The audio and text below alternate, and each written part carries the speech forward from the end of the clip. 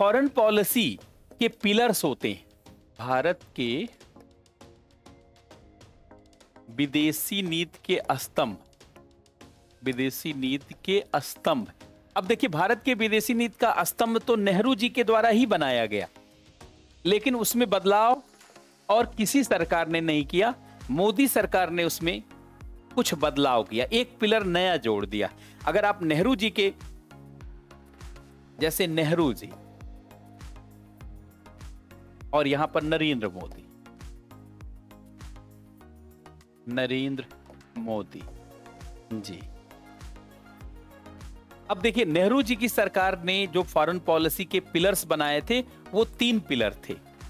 एक था कि सेल्फ डिफेंस, पहला पिलर था।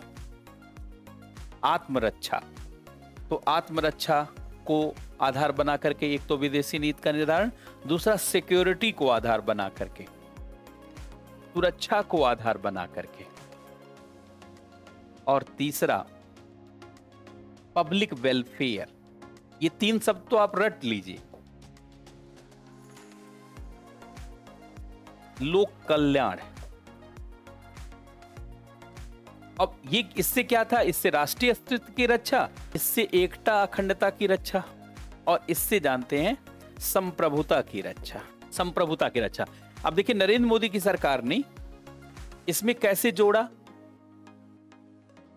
इसमें एक पॉइंट को नरेंद्र मोदी की सरकार ने जोड़ दिया। देखिए, पहला सेल्फ डिफेंस वही है, लेकिन थोड़ा सा इसको भी अलग संदर्भ में डिफाइन किया गया। दूसरा जानते हैं सिक्योरिटी,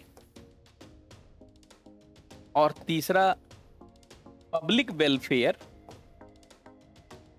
और चौथा जानते हैं जो नया जोड़ा है नियो नेशनलाइजेशन। बहुत सारे बच्चे जानते ही नहीं, बहुत सारे टीचर नहीं जानते।